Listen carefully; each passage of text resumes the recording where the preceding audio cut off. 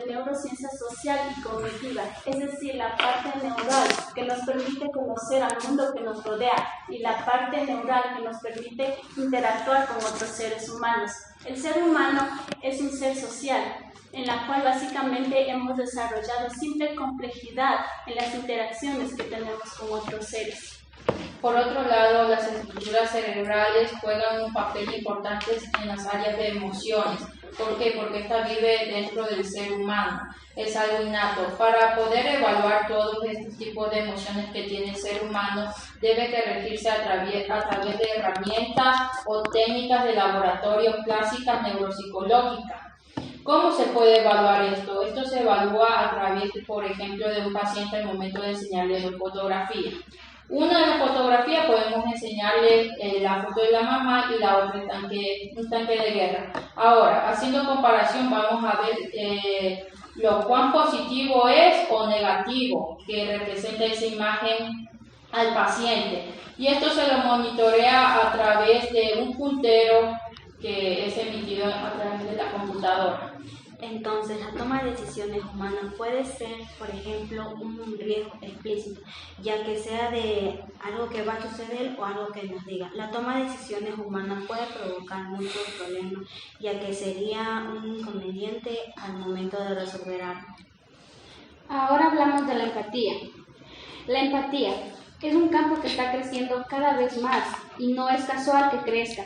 Más cuanto conozcamos sobre el cerebro, más cuenta nos damos de la necesidad que tenemos de interactuar con otros.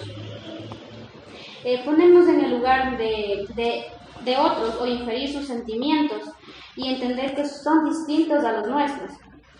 Lo interesante de esto es que la empatía también es un gran constructor. Hay una empatía, por ejemplo, que es muy primitiva. Si yo la veo la cara de alguien que está triste, automáticamente hago una cara de afligido, o sea, una cara en sí de fruncido.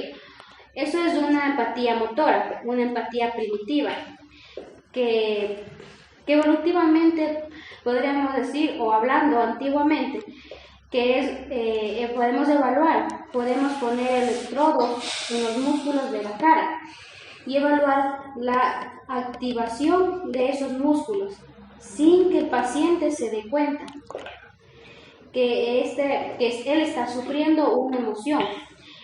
¿Qué hemos hecho?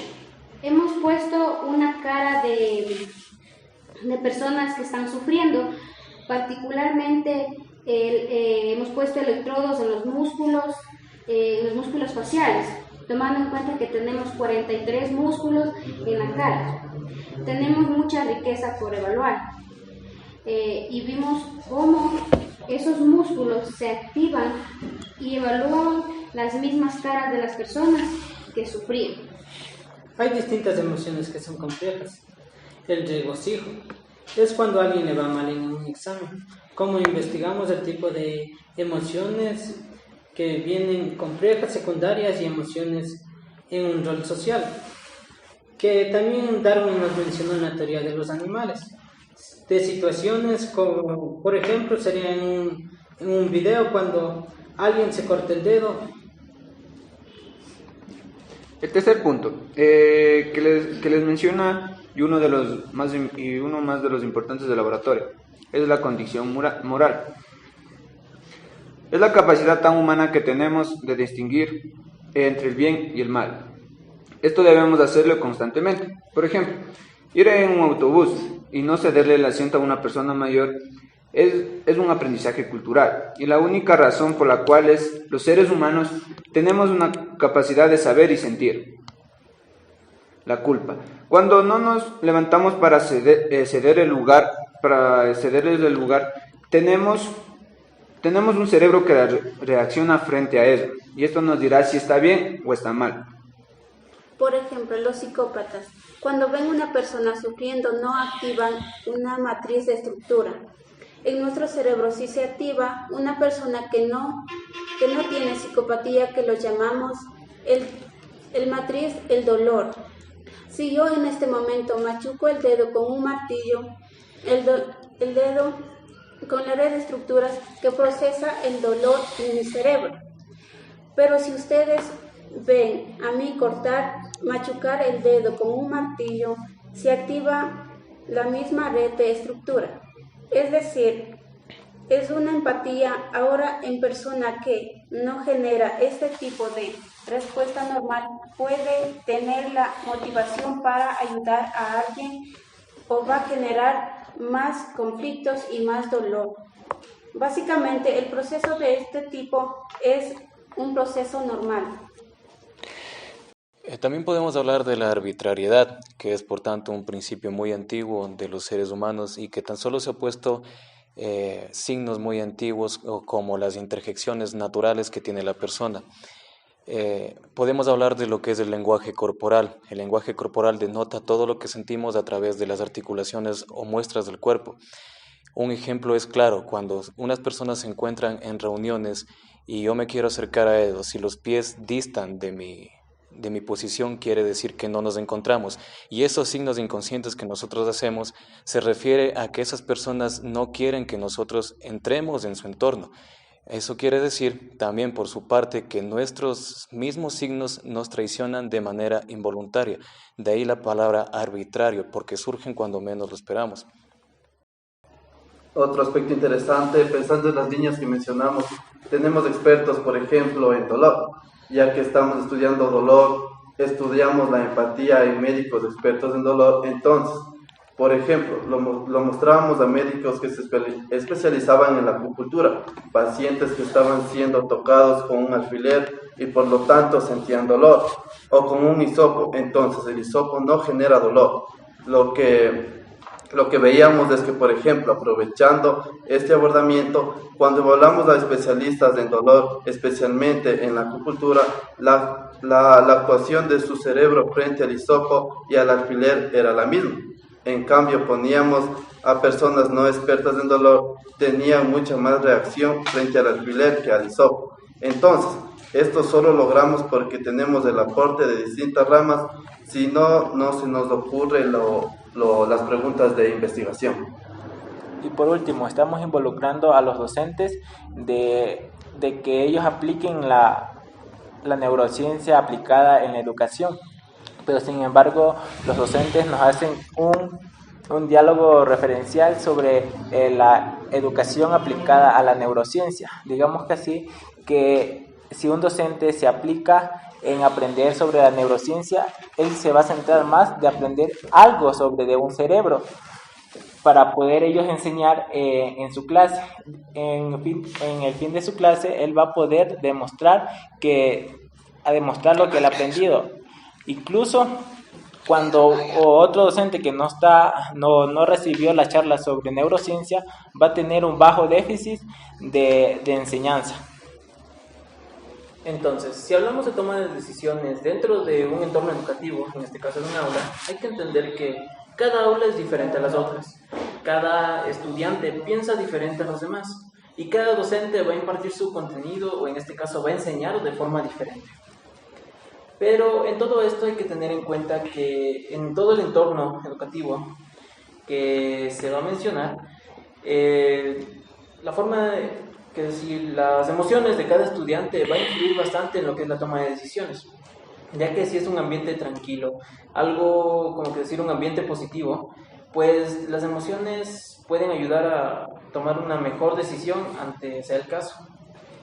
Para entender un poquito más de esto, hay que entender que si nosotros generamos un entorno, digamos, un entorno negativo, algo agobiado para los estudiantes, puede generar una toma de decisiones muy mala y esto puede llevar a un mal desempeño por parte de los mismos. Por ejemplo, vamos a hacer un pequeño ejemplo así nada más. Si nosotros decimos a los estudiantes que todos están reprobados aún sin dar un examen, ¿ellos qué se van a sentir? Se van a sentir mal, va a haber una actitud negativa ya desde un principio. Pero hay que tener en cuenta que esto es verdad. Nosotros cuando vamos a dar un examen, todos partimos desde cero, no todos tenemos una nota máxima, es decir que sin dar el examen nosotros estamos reprobados, pero al momento de que realizamos, nosotros estamos ganando puntos para que ese reprobado se convierta en un aprobado. Entonces, al momento de calificar, ningún docente va a calificar desde la nota máxima, en este caso un 10, y desde ahí va a comenzar a restar puntos en base a lo que nosotros hemos respondido, sino que todos los docentes, todos los estudiantes cogen y parten completamente desde cero, desde la nota más baja, y desde allí, en base a nuestros conocimientos, vamos a ir mejorando a tal punto que llegamos a aprobar o a reprobar, pero eso es en base a nuestra toma de decisiones.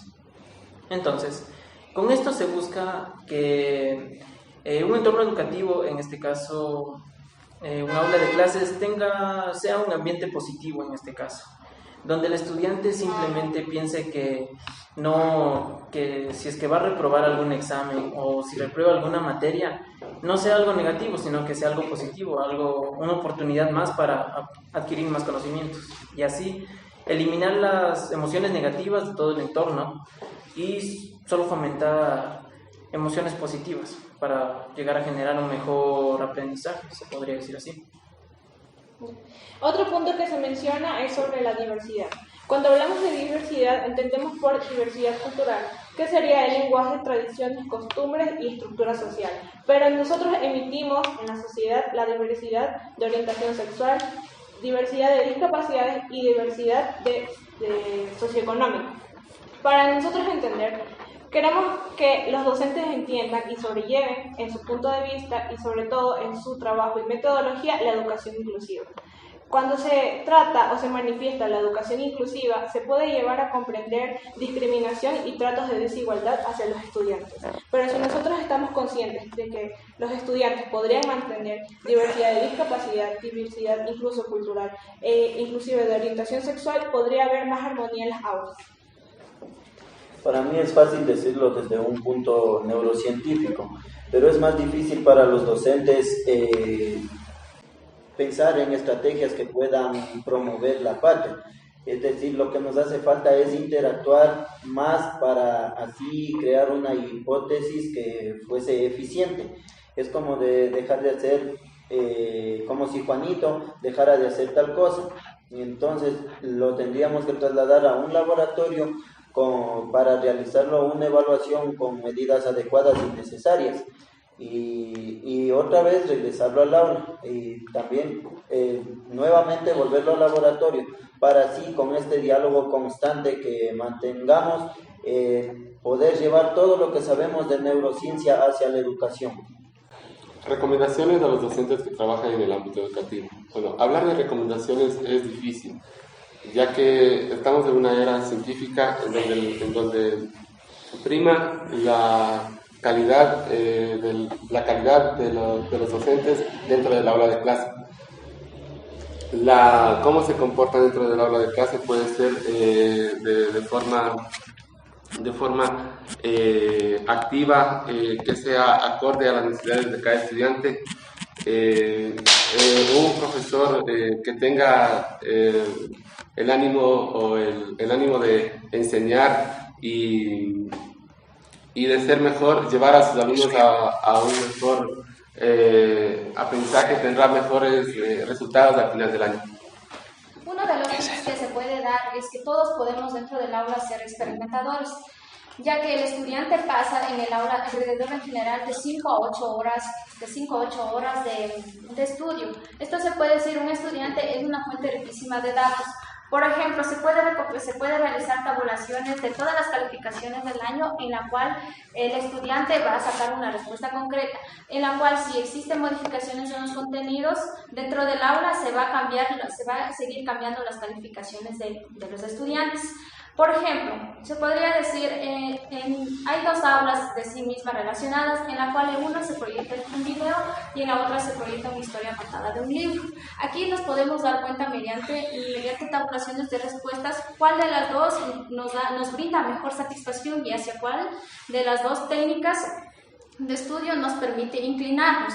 Por ejemplo, ya que en este video nos permite identificar cuál de estas metodologías nos permite llegar a un aprendizaje significativo y cuál de ellos nos permite ingresar y retroalimentarnos para nuestras líneas investigativas, incluso nuestra idea. Hoy en la actualidad se encuentran muchos artículos insertándose que no tienen repercusiones. Esto quiere decir que las repercusiones se proporcionan mediante el docente hacia el estudiante dentro del aula.